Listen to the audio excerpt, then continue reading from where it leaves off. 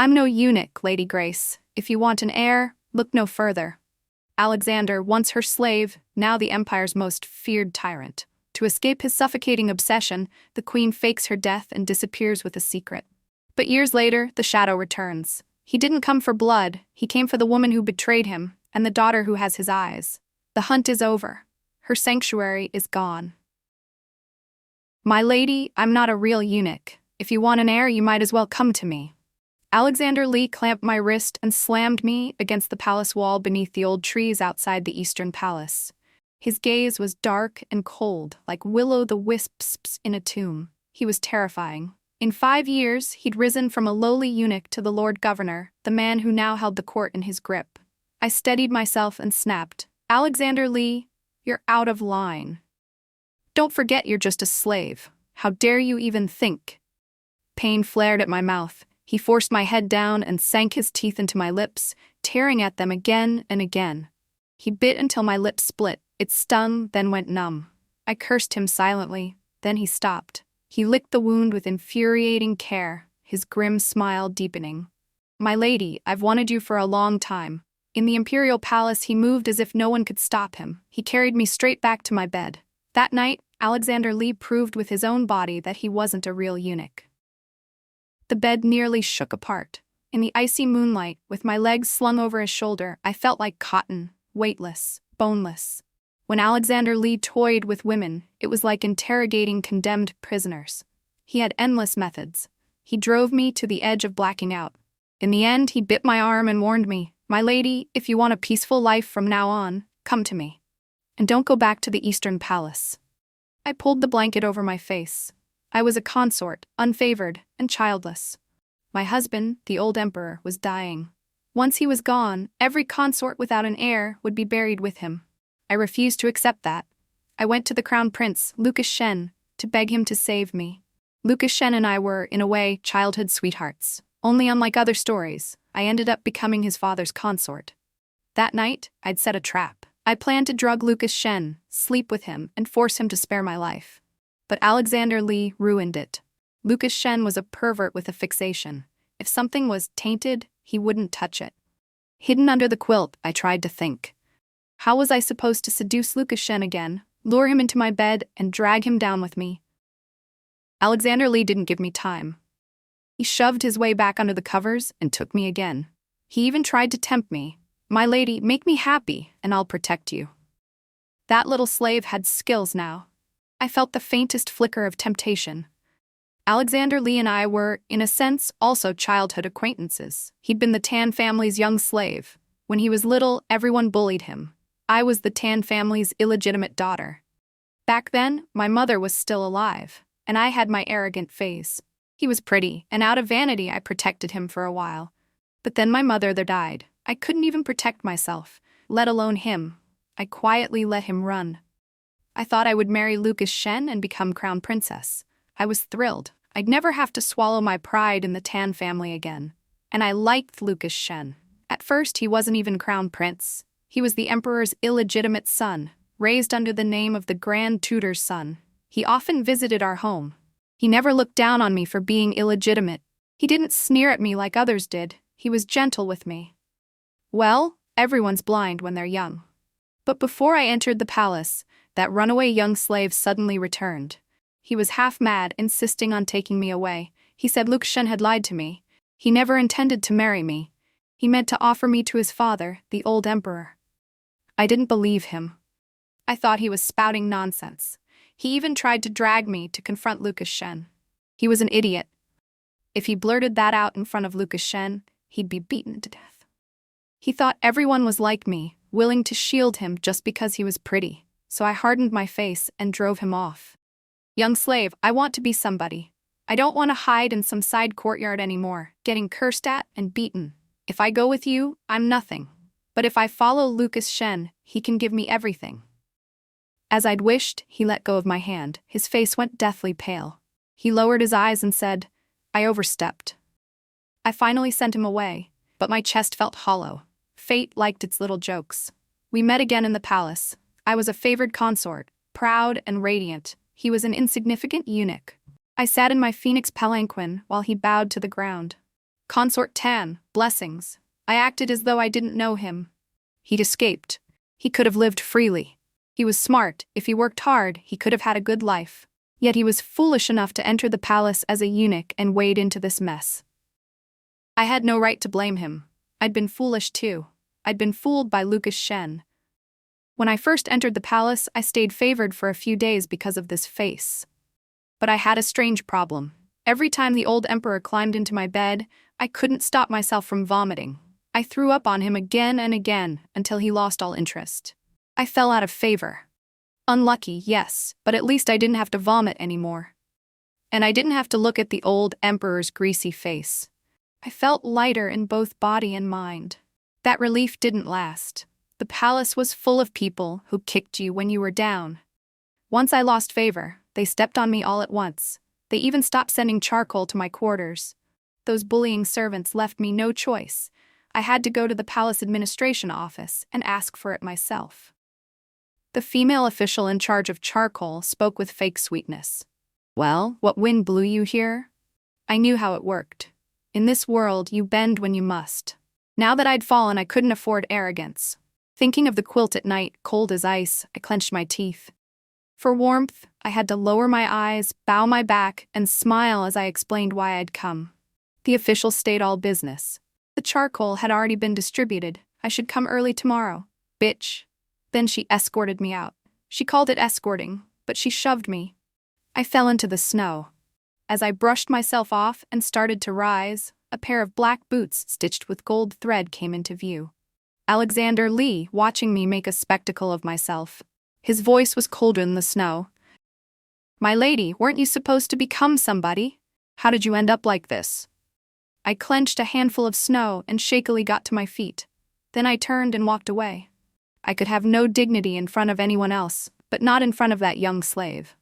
I don't know why, but that night the palace administration office sent charcoal. A lot of it, enough to last me the whole winter. Alexander Lee nipped my arm, biting me awake from my memories. I glared at him. Lord Governor Lee, when did you learn that trick from a dog? He wrapped an arm around me and chuckled under his breath. Humph, what was so funny? He tormented me all night. I only dozed off for a moment. When I got up, my legs nearly gave out. Alexander Lee pulled me back into his arms. His hand drifted over my bare back. Not gonna sleep a little longer? His voice was lazy and rough, the way it gets after a night drowned in haze, enough to fool you into thinking it was gentle. But that kind of tenderness didn't belong to us. A palace consort and a eunuch sneaking around. Lord Governor Lee, even if I'm going to die soon, as long as I'm alive one more day, I still have a consort's duties. I have to go pay my respects to the Empress. Oh, so teaching the princes is one of your duties too? Last night, I delayed you. Once he was fully awake, the softness vanished. Cold light settled into his eyes as he stared at me. I flared, raised my hand to slap him, and he caught my wrist. Am I wrong? Something had to be wrong with me. I did want to teach the prince. I wanted to. And yet I was afraid of being talked about. I was seriously sick. Furious, I lashed out to cover my guilt. Alexander Lee, you've got the nerve to talk about me? How did you climb to your position? Ha, wasn't it through women? The harem of 3,000, more like your harem of 3,000. From the Empress down to the ladies, Lord Governor, you slept your way up. There were rumors in the palace, and I'd seen it once myself, through a wall in Empress Chen's chambers. I'd panicked and knocked. He'd opened the door with a smear of a woman's rouge on his lips, and the look he'd given me was ice. Now his gaze turned icy again, a warning of death. I'd been reckless. I couldn't control my angry mouth. With Alexander Lee, my spoiled temper always leaked out. One day it would get me killed. His hand slid up to my throat, stroking it lightly. My lady, people die for knowing too many secrets. I didn't doubt he could strangle me. I'd seen him kill, without even blinking. Like wringing a chicken's neck. My throat wasn't as tough as my mouth. I struggled once, then forced a sweet, flattering smile. I reached up and touched his lips. Lord Governor, I was just joking. Why get angry? He gently took my finger into his mouth, sucking and licking. His cold eyes held a half smile. My lady, I'm yours. How could I be angry with you? Alexander Lee was insane. I dusted my neck with powder and tied a gauze scarf to hide those shocking marks. I'd been delayed. By the time I reached Bright Moon Hall to pay my respects to Empress Chen, I was late. Empress Chen smiled. Consort Tan is usually the first to arrive. Today you're late. I dropped to my knees at once, begging her forgiveness. Empress Chen looked kind and said it was nothing, but the palace never lacked for lackeys. Consort Wang sneered. Consort Tan didn't respect the Empress. If the rules weren't enforced, there would be no order later. I hurriedly agreed. Yes, Consort was right. Consort Yao cut in as well. Right, without rules there was no order. Since Consort Tan knew she was wrong, she should accept punishment. Even Lady Zhang, usually quiet, chimed in. Kill the chicken to warn the monkeys. I quickly echoed her. Absolutely. I'd go kneel on the palace road right away. With me volunteering so eagerly, they couldn't exactly pile on extra punishment. When you're unlucky long enough, you learn how to suffer less. Empress Chen walked up, took my hand, and frowned slightly. Her voice was soft. It's just for show. You don't need to take it seriously. I smiled and nodded at her. Honestly, I never wanted to provoke Alexander Li. Truly. These women all treated him like a prize. Maybe Lord Governor Li really was good in bed. Then it hit me again. These women kept their mouths shut. If not for last night, I'd never have known Alexander Li wasn't a real eunuch. There had never been such a rumor in the palace. On my way out, I ran into Lucas Shen. He stared at the scarf around my neck, something strange in his eyes. Consort Tan, are you cold? No, I heard it's fashionable outside. I lifted my hand to adjust the scarf. My sleeves were loose. When I raised my arm, the cuff slid back. I looked at Lucas Shen without much expression.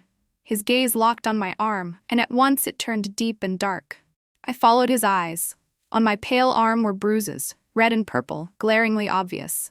I dropped my arm at once and ran, hands behind my back. He grabbed me. That pervert, Lucas Shen, he clamped my arm so hard my hand went numb. Consort Tan, last night I waited for you all night. My heart jolted, mostly from fear he'd see through my plot. I forced a dry laugh. Crown Prince, you're joking. Lucas Shen suddenly let go and laughed softly. I really am a joke.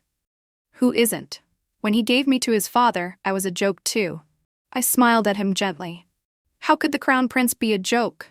A joke makes people laugh. The Crown Prince only made people cry. He didn't deserve to be called a joke. Consort Tan, you'd better watch yourself. Otherwise, the 100 lives of the Tan family will die with you. Fine. If he truly wiped out the Tan family, I'd thank him. I had no family there anymore. Besides, I was an illegitimate daughter, a bastard. I lowered my head and smiled. You don't need to worry, I know my limits. Your limits are sleeping with a eunuch and defiling the palace? Lucas Shen talking about limits was like a whore erecting a chastity arch. He sent his woman to his father and still talked about limits, ridiculous. I looked at him and smiled faintly. Sleeping with a eunuch is still better than incest. Lucas Shen's face turned green with rage. If words could kill him, I'd chat with him every day. He left. I went to kneel on the palace road. It had been a while since I'd been punished like this, but I'd knelt plenty before. It didn't feel like much. People say once you've done it once, the second time is easier. Back in the Tan family, the first wife always found new ways to punish me, making me kneel in the ancestral hall. After I entered the palace, when the old emperor liked me, higher-ranking consorts were always making me kneel. Later, after I fell out of favor, I kept my head down. Fewer people targeted me. When I was out of favor, Alexander Li was thriving. The women in the palace were busy trying to entice him. I wasn't a threat, so they fought among themselves. I had a few quiet days. The morning sun wasn't too harsh, but by noon it turned unbearable. People passed along the palace road, whispering. Everyone in the palace was a gossip. With nothing to do all day, they did nothing but talk behind others' backs. I understood them.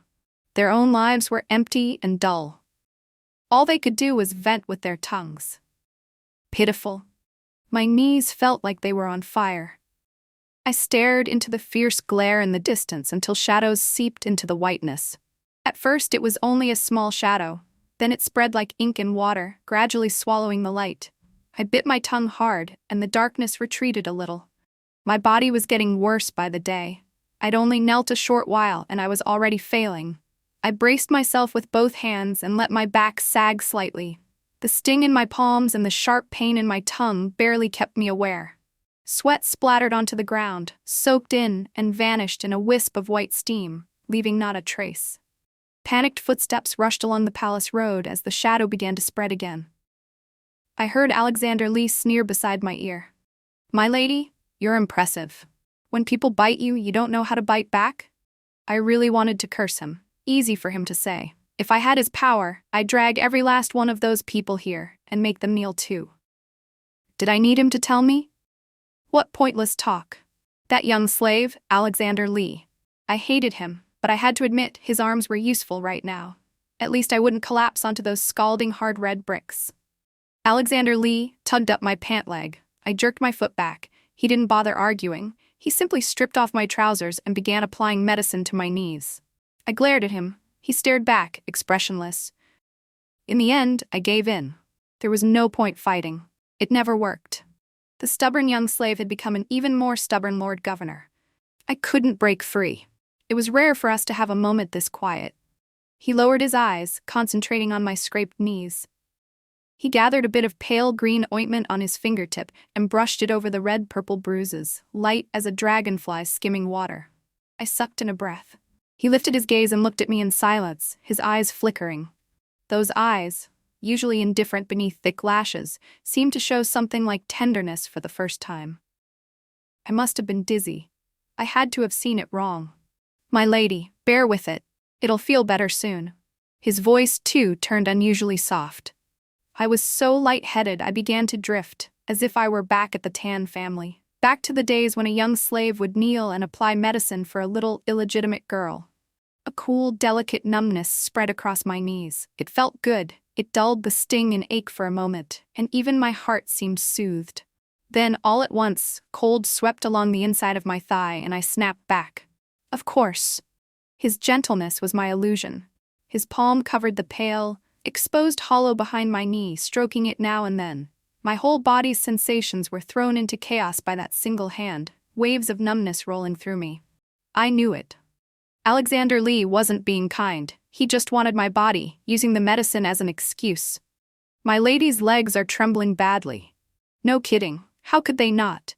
He'd tormented me all night, and then I'd knelt half the day. Even iron legs would give out. I clenched my teeth and shoved him away. "Alexander Lee, get out." To my shock, even my voice had turned soft and unsteady. How humiliating. He saw right through my embarrassment. He leaned in, pressed both hands to my shoulders, and chuckled quietly.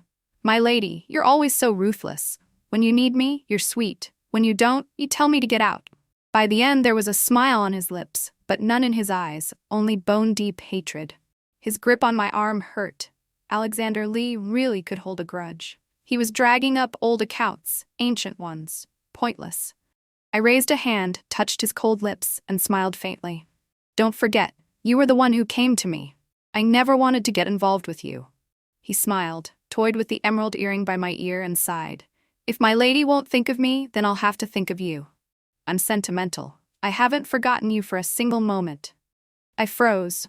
My smile wouldn't hold. Did he really have to hate me that much, hate me so much he couldn't forget for even a moment? Yes, I sent him away. But I also gave him freedom. No one owed anyone. I lowered my eyes and spoke softly.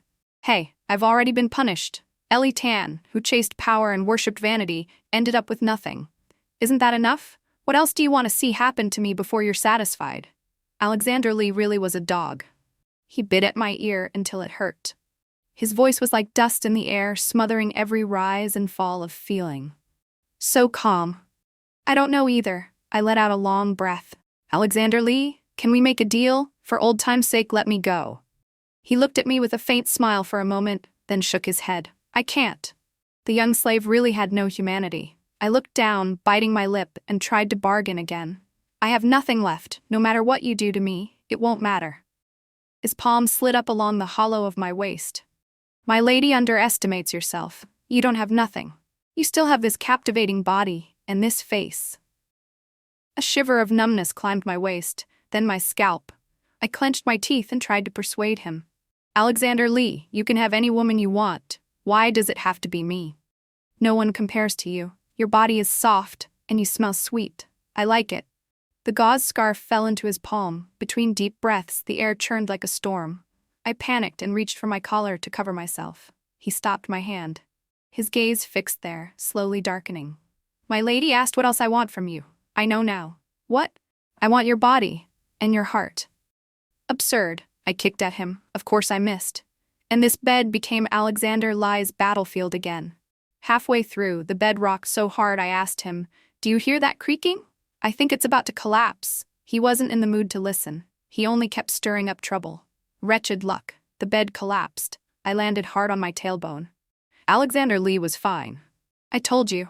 He hadn't come to apply medicine out of kindness. He came to make me worse. Seriously, damn him. My bed collapsed, and in my Osprey Palace, a palace maid died too. Alexander Lie killed her. When Alexander Lie killed her, I was there. He held me and kissed me as he paced to the window. Through his fevered kisses, I tried to stop him from opening it. Those long, alluring peach blossom eyes flicked toward me, and he gave me a faint smile. The window opened. The person hiding beneath it died. One strike, instant death. I tried to turn my head to look. Alexander Lie pressed my head down so I couldn't. He lowered his head and kissed me deeper. Then, as if it were nothing, he spoke with gentle elegance. "Your Grace, focus when you're kissing me." He had just killed someone. I had no doubt that if he were in a bad mood, he wouldn't mind killing one more fallen consort. I clung tightly to his arms. I tilted my face up and closed my eyes, letting him take what he wanted. My mouth filled with his taste. Contradictory, overbearing and cold, yet threaded with something soft and warm. "Your Grace, open your eyes." His voice was unmistakably pleased. I opened my eyes, confused, and looked around. Like a bolt of lightning, the standing bronze mirror right in front of me exposed a palace consort lost in desire. It was me. That was me. He chuckled under his breath. "Your Grace seems to be enjoying it. I'm encouraged." I panicked and shoved off him at once. I lowered my head to fix my hair and forced myself back under control. Putting on a cold front, I said, "Lord Governor Lie lives up to his reputation. I benefited from it." A thin, chilly smile touched his lips as he stepped closer. He advanced. I retreated. In the end, inside my own Osprey Palace, he forced me into a corner. He bent down, pressed one finger to my lips with a soft shushing sound, and said in a veiled tone, "Your Grace, only you know I'm not a eunuch. That's our secret, remember?" How could that be? Everyone knew the Lord Governor was beautiful and charming. With the women of the inner palace, there were always stories, one way or another. I narrowed my eyes and sneered. "I'm not 3 years old, don't tease me." He lowered his gaze. With his fingertip, he traced my lips and sighed softly. "Your Grace is so cold. I've handed my life to you. If a third person learns my secret, I'll be guilty of deceiving the Emperor. I'll die." His voice was light, threaded with a dark melancholy. I looked up at him. "You kill people in my palace.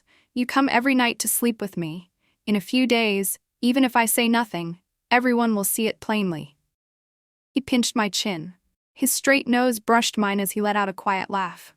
"You don't need to worry about trivialities. I'll handle them. But from what you said, you seem unhappy about sleeping with me in the palace. Next time we can change locations. A heaven worship ritual would be nice. The earth as our bed, the stars and moon as our blanket. What do you think? How did Alexander Lie become Lord Governor in the first place? When did I say I wanted to change locations with him? I was telling him to restrain himself. Soon, rumors spread through the palace. They said Osprey Palace was haunted. They said Consort Tan had been pinned by a ghost in her sleep, and her bed had even collapsed. They also said a maid hanged herself beneath the phoenix tree in Osprey Palace. Some older maids remembered that years ago, Osprey Palace had housed a Consort Lie. She had once been dazzlingly favored. But later her family plotted rebellion. In the end, she was granted 3 feet of white silk, and she hanged herself from that very phoenix tree. Her wronged spirit was taking lives, throwing the entire inner palace into panic. Even Clara trembled all day with fear. She was someone my mother had left behind, my confidant, loyal, yes, just timid. Empress Chen summoned the divination office to observe the stars and cast their auguries. In the end, they decided that next month they would go to Ninecry Mountain to worship heaven. First, to pray for the gravely ill old emperor, and second, to drive away the evil in the palace. The divination office said the resentment on me was heavy. They suspected a wronged ghost clung to me. So, what an honor. I was allowed to leave the palace and get some air, too. Worshipping heaven was a matter of the highest importance. The procession was vast and imposing. We minor consorts arrived at the palace gates before dawn and waited. The sky was still dim. The towering palaces crouched like slumbering beasts sunk in shadow. Aside from scattered lanterns and faint bell tones drifting from afar, all of Jinan City lay solemn and peaceful, asleep beneath the boundless sky. I held Clara's arm, leaned against her shoulder, and yawned as I dozed. I didn't know how long I'd slept when someone nudged me awake. I blinked dully, rubbing my eyes, just as a fierce gust surged up and flung sand and dust into my face. Hundreds, thousands of mounted guards swept past. Their bright red flying fish uniforms looked like burning clouds stretched across the dawn, bold, brilliant. My mind was still foggy when a warm, amused laugh drifted down from above. "Your Grace? Still sleepy?" I looked up. Alexander Lee had reined in his horse before me. At his waist hung a gold and silver inlaid Shuchun saber. The red brocade robe and flying fish uniform only set him off. He smiled down at me. Fine clothes, fierce horse. We usually tangled only in the dark. We rarely met in open daylight. I stared at him, stunned. Alexander Lee was already devastatingly beautiful. Narrow peach blossom eyes with sharp, slightly upturned corners, irresistibly seductive. Skin snow pale, lips vivid red. Those exquisitely alluring features, surprisingly, held down the uniform's cold severity. Among the mounted guards, he stood out more than anyone. "Your Grace, am I really that good-looking?" He didn't dismount. He only guided his horse closer, leaned down, and laughed softly by my ear. I suddenly understood why the women of the inner palace were so obsessed with the Lord Governor. Alexander Lee simply used his beauty as a weapon. Several consorts stood not far away. They couldn't hear what he said, but their gazes were probing and restless. I knew those looks well. They were the beginning of hatred. I stepped back without a trace and said solemnly, "I understand Lord Governor's instructions. I will follow the rules and cause no trouble." The smile at Alexander Lee's lips faded. He studied me, then glanced around. His face returned to its usual indifference. Without a word, he straightened in the saddle, snapped the reins, and rode toward the front of the enormous procession. The sun rose slowly. His back vanished into a sea of golden light. Even though I'd clarified quickly, it couldn't stop the women's suspicions. They were unhappy. Consort Wang passed in front of me, looked me up and down, then turned to Consort Yao with a laugh. "Did no one tell Sister Tan we're going to worship heaven, not visit a tomb? She's dressed so poorly. If you didn't know better, you'd think the Sealing royal family is broke."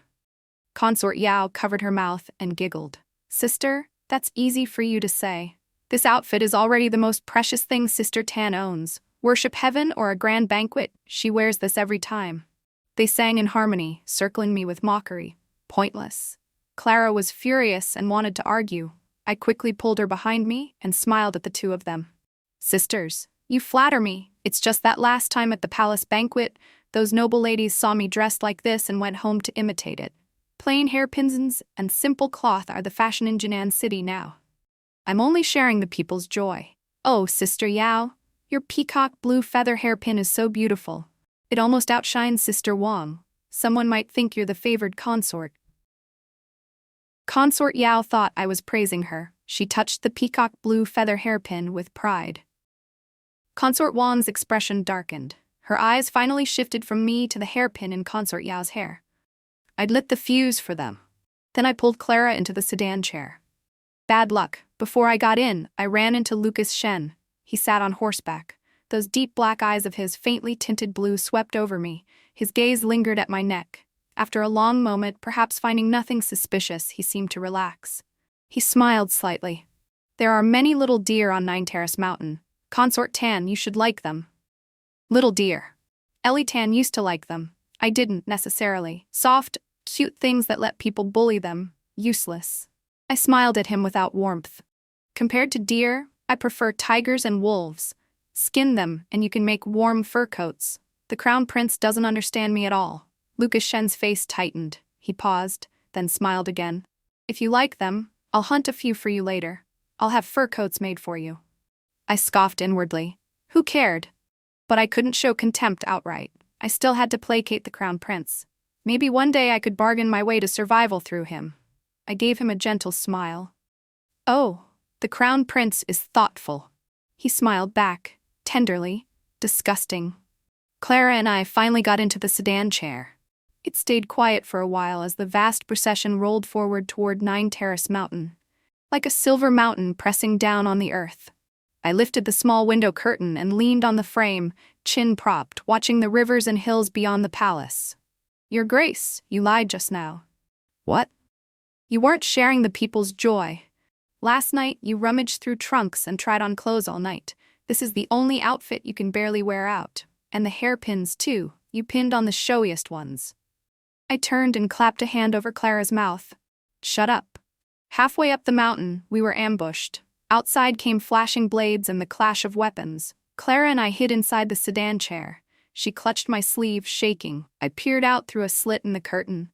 The Eastern Depot men were fighting assassins, mostly up front. My sedan chair, belonging to an unfavored consort, sat near the rear. No one seemed to notice us. A bold thought hit me. Escape in the chaos. If I ran, I wouldn't have to die as a burial sacrifice. I wouldn't have to pretend and flatter. Maybe, just maybe, I could live freely, comfortably. Once the thought appeared, I couldn't press it down. The mountains and rivers beyond the palace were calling. "Clara, let's run." Clara was a coward, but her loyalty always beat her fear. I grabbed her hand. We slipped out of the sedan chair on tiptoe. Behind us stretched a vast, shadowy forest. We would dart in and flee. When we were only a dozen steps from the tree line, someone struck Clara unconscious. I was taken hostage. An assassin being chased into a dead end barreled straight into us. When luck turns, there's no bottom to it. He clamped one hand on my shoulder and pressed a knife to my throat with the other. The cold blade hugged my skin, sending waves of chill through me. It was razor sharp. Before he even applied much force, sticky beads of blood welled at my neck. The pursuers arrived. Alexander Lay, Lucas Shen. The assassin shouted at them, voice hard, "One more step and I'll kill her." Foolish, using me to threaten those two. Pathetic, really. The assassin was as unlucky as Ellie Tan. How could he know the consort he'd grabbed at random was the most useless kind of hostage? Whether I lived or died meant nothing to them. I should have accepted death obediently. But I'd promised my mother that no matter what, I would live on. Living well was impossible. But living on, I had to try. My gaze swept over them. I put on a weak, pleading look. I didn't know if it would help, but I couldn't give up. Alexander Lee met my eyes. Yet those peach blossom eyes that had been tender in bed, smiling with affection before leaving, now held only cold, killing intent. He looked at me, one hand steady on the Shuchun saber at his waist. He didn't order anyone to stop. His gaze made it clear. Alexander Lee would not save Ellie Tan. I shifted my eyes to Lucas Shen. When he caught my look, he flinched as if burned, then quickly turned his attention to Alexander Lee. A faint, scrutinizing cold smile lifted his lips. He was watching Alexander Lee. The Eastern Depot guards escorted Empress Chen forward. She focused her eyes, saw the hostage was unlucky me, and visibly relaxed. Then she smiled lightly at me, sweet words laced with poison. "Consort Tan always puts the bigger picture first. This time, you'll have to suffer a little." I gave a cold smile and said nothing. She soon turned that false, benevolent face to Alexander Lee and ordered without hesitation, "Lord Governor Lee, don't delay the time for worship. Order them to shoot at once." Alexander Lee obeyed immediately. He raised his left hand. All around, archers drew and lifted their bows in unison, aiming at me and the assassin. I'd done my best. If I went to the underworld now, my mother couldn't blame me, could she? Her daughter was simply unlucky. I didn't know what others thought before death. My mind was a mess. Then I remembered that before we left this morning, Clara flipped through an almanac and said today was inauspicious for travel. I'd mocked her, saying she was better than the divination office. Now I had to believe it. The assassin holding me hadn't expected this either. He never imagined a consort could be so useless. I smiled at him. "Sorry, I've been such a joke of a consort. I'm unlucky, you're unlucky. Let's keep each other company on the road to the Yellow Springs." The blade bit deeper into my neck. It hurt. It hurt so much. My neck hurt, but my heart hurt more, sharp, relentless. The assassin, as desperate as I was, gave his final ultimatum. Then we die together. A whistling cold wind swept past my ear, a lock of hair was sliced off and fell, and with it fell the unlucky assassin. Alexander Lee moved. I wasn't quite that unlucky. His shot killed the assassin with flawless precision. I only lost a lock of hair. My life remained. Nothing to complain about. I lowered my eyes and pulled a handkerchief from my waist to press against my neck. As I passed Alexander Lee, he suddenly asked softly, "Your Grace, are you all right?" I didn't look at him. I only gave a perfunctory smile. "I'm fine. Thank you for saving me, Lord Governor Lee." I helped Clara up, draped her arm over my shoulder, and supported her back into the sedan chair. Clara woke, swaying. The moment she saw the wound on my neck, she burst into tears, saying she hadn't protected me, that she was sorry to my late mother, that she was guilty. At first, her crying made my nose sting, but it lasted only a moment. The more she cried, the more she emptied herself out. By the end, she was wailing at full volume, and whatever faint bitterness I'd felt was howled away. My ears were nearly ringing when the sedan curtain lifted. The hem of a bright red flying fish uniform appeared. Alexander Lee stood at the door. Behind him was Grace, the female physician. He said in a low voice, "Your Grace, let the physician look at your wound." I looked up and smiled at him. "Thanks." He lowered his eyes. His voice was hoarse. "Your Grace, you were wrong just now." I let out a cold laugh. "Not wronged. You know what matters and what doesn't. So do I." His expression chilled. Without a word, he snapped his sleeve and left. As Grace applied medicine, she teased, "Your Grace, this month I've been on duty for you non-stop. The Lord Governor values you so much, I should ask him for a reward." Grace was Alexander Lee's person. She knew what was going on between us. She thought he cared deeply. I shook my head and sneered. "He values me? I'm not that important. Grace, have you ever kept a kitten or a puppy? When the mood strikes, you tease it. But when trouble comes, that pitiful pet is the first thing you throw away." Grace laughed. "He wouldn't be that heartless to you." I touched the gauze at my neck and smiled faintly. "Oh, is that so?" The feeling of being abandoned when my life hung by a thread was still crystal clear. Ellie Tan was the kind of person who never let anything go, petty, calculating, narrow-minded. By the time we reached Nine Terrace Mountain, it was already night. The stars were dim. When I pushed open the window, all I saw were endless, shadowy mountain ranges. I sat by the window, head tilted, drying my hair. Halfway through, a hand covered mine, snatched the towel away, and, silent, patient, careful, began drying my hair for me. Who else could it be? In the main hall of the mountain temple where the consorts slept, the only one who dared barge into a consort's quarters and do as he pleased was that madman, Alexander Lee. I pressed down on his hand and laughed softly. "No need to trouble you, Lord Governor Lee. I'm not that delicate." I tried to snatch the towel back. He held it tight, not yielding an inch. He even drew my hand into his palm. His voice was flat. "Are you angry with me?" I looked up at him and smiled lightly. "Why would I be angry with you?" "Do you blame me for not saving you in time?" His beautiful peach blossom eyes showed a gentleness that felt false. But I still remembered, clearly, the look he'd given me in daylight. Indifferent, unmoved. Enough. Truly enough. When you act long enough, it becomes unbearable. I hooked an arm around his neck and smiled lazily. "You're joking. Didn't you save me? I should be grateful. How would I dare be angry? Besides, I never expected you to save my life. What are we anyway? Old acquaintances? No. Before I entered the palace, we already broke apart. Lovers then? Lovers at least please each other. Me and you? What a joke." His gaze hardened instantly. His face darkened. He gripped my jaw and demanded, "Go on. What about you and me?" I curled my lips into a cold smile. "Do you really need to ask? You despise me. You came close to me just for revenge, didn't you? Watching me twist beneath you, hearing me yield, does it make you proud? Do you feel accomplished? Trampling the one who abandoned you back then, does it feel good? If it weren't for today, I almost would have been fooled by your tenderness. A few days ago, you said you wanted my heart. I thought you still had feelings for the past. Now I understand. You want me to offer up the last heart I have with both hands. Then you'll raise it high and smash it to the ground, grind it underfoot. I get it. I get it all." His grip tightened, pressing painfully. His expression grew darker. "You're clever, Your Grace, but sometimes cleverness leads you astray." His eyes iced over. His face turned vicious. It was the same look he wore when he killed. So I'd guessed right, and he was angry. He was done circling. He would simply end it.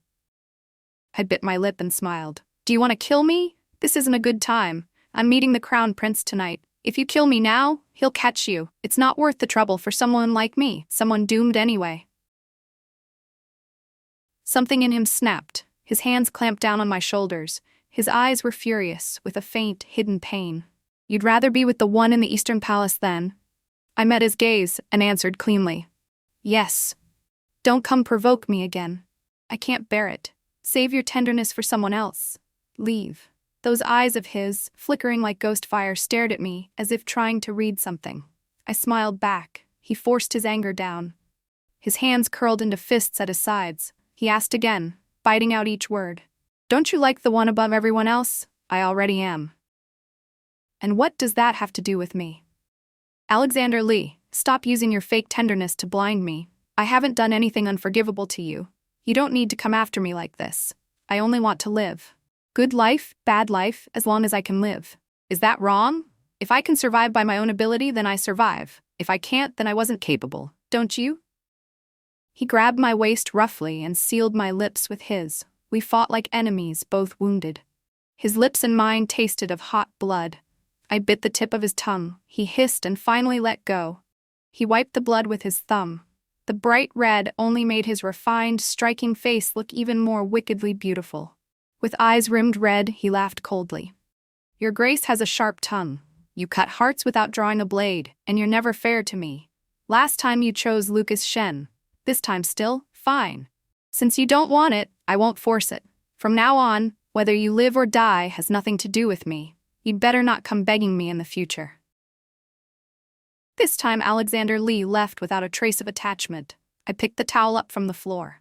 Exhausted, I dragged my slippers to the table and poured tea. A purple sandalwood brocade box sat there. It wasn't mine. I opened it.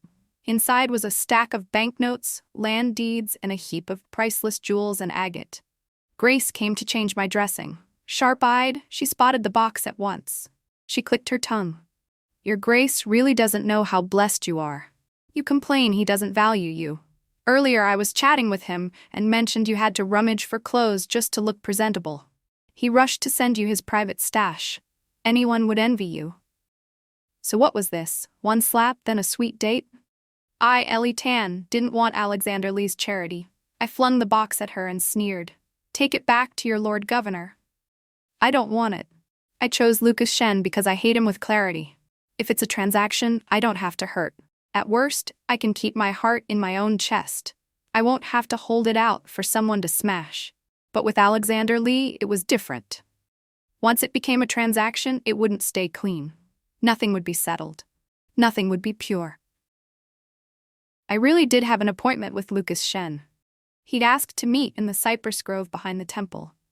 In the dead of night, I carried a small red lantern into the grove. I was still pushing branches aside when someone wrapped me in a hug from behind. Dragon saliva incense. In the pitch-black woods, Lucas Shen slid both arms around my waist. He kissed messily along my ear, his breath hot against my neck. It turned my stomach. I gently pushed him away and turned. The lantern's red glow lit his face, desire drifting across it. Facing him, I took his hand and laughed sweetly. Crown Prince, you left me to die today. But in the quiet of night, you want to take advantage of me. That doesn't make much sense, does it? Lucas Shen lifted my hand to his lips and kissed it. Then he brushed my cheek and gave a faint smile. I couldn't bear to let Ellie die. The assassin today was from the Eastern Palace. If Alexander Lee hadn't stepped in at the end, that assassin wouldn't have truly killed you. My blood went cold. I'd thought Lucas Shen had simply watched me die. Turns out he'd used me as bait. Used my life as a test. Lucas Shen never failed to meet my expectations, again and again, using me as a stepping stone to power. If there were past lives, I must have owed him a great debt in the last one. That was the only reason in this life I was unlucky enough to be used by him every time. I lowered my gaze and let out a cold laugh. So why? Why does the Crown Prince toy with me for fun? Lucas Shen dipped his head and kissed my forehead, tender as could be. Ellie's been too close to the Lord Governor lately. I was afraid he might deceive you, so I tested him for you. And didn't we get our answer? Lucas Shen was best at wrapping schemes in righteous words. Tested him for me? He only wanted to confirm my place in Alexander Lee's heart. If Alexander Lee truly cared, then I would be his weakness, and Lucas Shen would be the happiest of all. The eastern depot under Alexander Lee was at its height. The western depot Lucas Shen controlled was still being suppressed by him. A man as ambitious as Lucas Shen would never stop wanting to replace Alexander Lee. He was trying every possible way to find Alexander Lee's fatal weakness, aim for it, and kill with a single strike. I clenched my teeth and sneered. So did the Crown Prince test him successfully? Does the Lord Governor like me or not? I'm curious too. Lucas Shen's finger toyed at my lips. In the night, those deep, blue-tinted eyes flashed with cold light. I can't tell anymore. Ellie, tell Brother Shen, does Alexander Lee have any secrets? A secret? Alexander Lee had told me one. Even though he'd stayed night after night in my Osprey Palace, he was still fully capable. Anyone who shouldn't have seen anything, he killed. He hid our nights together well. Others believed the Lord Governor used certain tools and techniques to make Consort Tan feel good. At first, I thought he was joking. He'd been involved with so many consorts, how could no one know? Yet there had never been such talk in the palace. And Alexander Lee was cautious and steady. He would never leave a handle for others to grasp. Who knew what he did to please those consorts? In any case, I knew one thing. Lucas Shen didn't know Alexander Lee's secret. If the Lord Governor who ruled the Eastern Depot wasn't a eunuch, then, at the root of it, he had no right to hold the post. I wet my lips and smiled. Brother Shen wants me to hand over Alexander Lee's secret for nothing but empty promises? That's a little too good a deal for you. Lucas Shen's expression flickered. He leaned in, intimate, his forehead touching mine. Ellie really knows his secret? I gave him a sultry smile and nodded slightly. It might be a deadly secret. Brother Shen, what will you trade me for it? Lucas Shen studied me for a long moment, half believing, half doubtful. Then he smiled. Help me bring down Alexander Lee. I guarantee you won't be forced to die as a burial sacrifice, and you can become an Empress Dowager revered by all. How about it? I reached up to straighten his collar and laughed softly. Brother Shen, then wouldn't you have to call me Mother Empress? You couldn't hold Ellie like tonight, or kiss Ellie like tonight. He pulled me into his arms. His lips brushed my ear as he chuckled. Who says? When the time comes, I'll hide Mother Empress away in a golden house. I'll keep Mother Empress company every night. So what is Alexander Lee's secret? I covered my mouth and laughed, eyes lowered. Then I rose on tiptoe and whispered in his ear. When Brother Shen gives me something real, Ellie will tell you. For example, help Ellie solve the burial sacrifice problem first. Ellie, don't lie to Brother Shen. How could I? Besides Brother Shen, Ellie has no one else to rely on. Then Ellie must keep your promise. As long as Brother Shen doesn't betray me again. During the heaven worship ritual, the sky had been clear for miles. But the moment Empress Chen raised the incense, a deafening thunderclap split the air. The strike was terrifying. It killed a palace maid standing beside Empress Chen on the spot, and it split an ancient stone at the foot of the white jade steps. Someone's dead, the shriek ripped across the mountaintop. Screams, panicked flight, chaos, everyone was shaken.